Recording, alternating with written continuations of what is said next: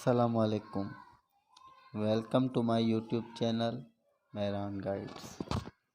आज हम पढ़ेंगे एसटीएस की टेस्ट पैटर्न के बारे में, जो कि 5 to 15 ग्रेड पर है।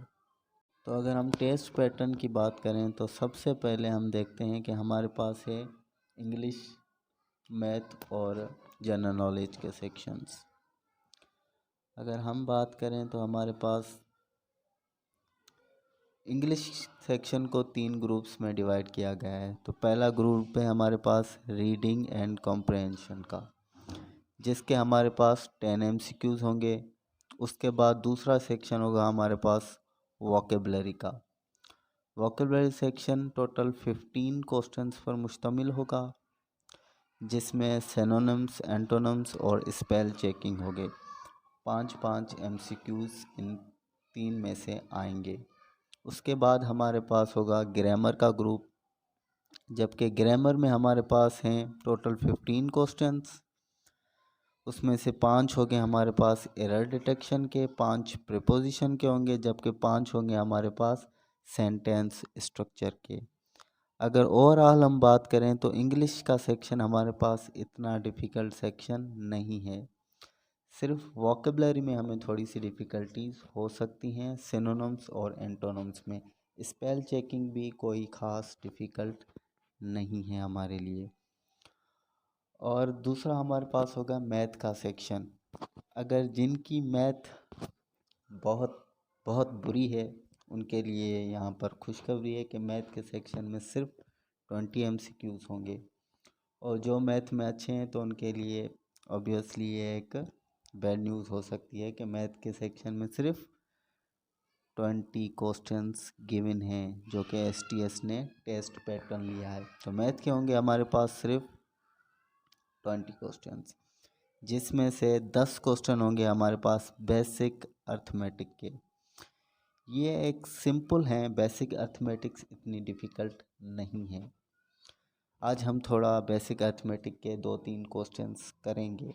इंशाल्लाह हम जो टेस्ट की प्रिपरेशन स्टार्ट कल से करेंगे, लेकिन आज मैं आपको सिंपल 2-3 बेसिक अर्थमेटिक के क्वेश्चंस भी सॉल्व करवाऊंगा। अब दूसरा हमारे पास सेक्शन है मैथ का, वो है हमारे पास वर्ड प्रॉब्लम्स। ये भी कोई इतना मुश्किल नहीं है, इसके भी हमारे पास 10 ही MCQs होंगे। अगर जो मैथ में वीक हैं या जिनकी मैथ कमज़ोर है तो उनको मैथ में थोड़ा फोकस करना पड़ेगा, क्योंकि हमारे पास 80 क्वेश्चंस देख लें तो हमारे पास जिसमें से 40 तो इंग्लिश के आ जाएंगे, 40 हमारे पास आ जाएंगे जनरल नॉलेज के। तो 20 क्वेश्चंस हमारे पास मैथ के भी हैं। जो मैथ में वीक होंगे, अगर मैथ को वो टाइम या मैथ पर फोकस नहीं करेंगे तो वो मे बी 20 में से अगर तुक्कों की बात करें तो वो 2-3 ही लग सकते हैं, ज़्यादा तो नहीं लगेंगे। तो मैथ पर भी फोकस करना चाहिए एक अच्छी मार्किंग के लिए।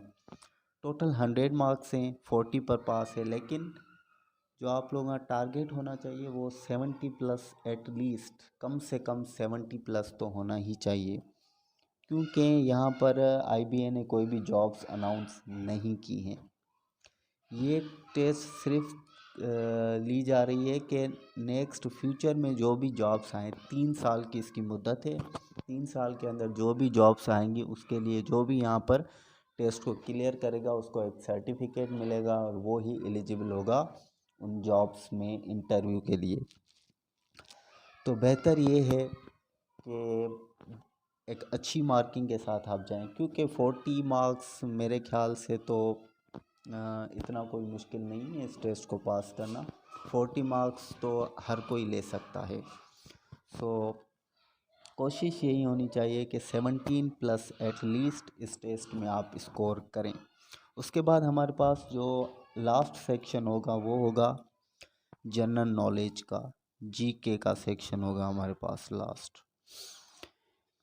जीके के हमारे पास होंगे टोटल 40 क्वेश्चंस, जिसमें से करंट अफेयर्स के हमारे पास होंगे 15 क्वेश्चंस। तो करंट अफेयर्स के लिए मैं रिकमेंड करूँगा कि आप कोई भी बुक न पढ़ें। कोई भी बुक, कोई भी नोट्स आपको करंट अफेयर्स के नहीं मिलेंगे। करंट अफेयर्स की प्रिपरेशन के लिए आपको न्यूज़ पढ़नी पड़ेंगी। न्यूज़ भी मैं रिकमेंड करूँगा कि आप डॉन न्यूज़ पढ़ें या फिर एक्सप्रेस न्यूज़ पढ़ें। इनके न्यूज़पेपर परचेज़ करें, वो पढ़ें डेली बेसिस पर, या इनके वीकली मैगज़ीन भी अगर आप पढ़ लें तब भी आपके करंट अफेयर का सेक्शन हो जाएगा। अगर आपको परचेज़ नहीं करनी तो आप इंटरनेट पर ही अवेलेबल हैं डॉन और एक्सप्रेस न्यूज़ की वेबसाइट पर, तो आप वहाँ से भी करंट अफेयर्स की प्रिपरेशन कर सकते हैं। उसके बाद अगर हम बात करें तो हमारे पास 5 क्वेश्चंस होंगे एवरीडे साइंस के। ये आपको जनरल नॉलेज की, किसी भी जनरल नॉलेज की बुक्स में आपको बकाया सारे सेक्शंस मिल जाएंगे, सिवाय करंट अफेयर्स के। करंट अफेयर्स भी मिलता है सेक्शन उनमें, लेकिन वो पुराने करंट अफेयर्स के क्वेश्चंस होंगे, जबकि न्यू अपडेटेड नहीं होते उसमें। और हमारे पास 10 क्वेश्चंस होंगे कंप्यूटर के। कंप्यूटर के हमारे पास होंगे 10 क्वेश्चंस। ये भी कोई इतने डिफ़िकल्ट नहीं है, जनरल क्वेश्चंस यहाँ पर कंप्यूटर्स के दिए जाते हैं, तो ये भी मेरे ख्याल से कोई मुश्किल नहीं है। और उसके बाद हमारे पास होंगे पाकिस्तान स्टडीज़ या फिर Islamic studies. Pakistan and Islamic studies दोनों कंबाइन में पूछे जाएंगे। तो इनमें से टोटल हैं 5 क्वेश्चंस, तो मेरे ख्याल से 3 पाकिस्तान स्टडीज़ और 2 इस्लामिक स्टडीज़ के क्वेश्चंस यहाँ पर होंगे।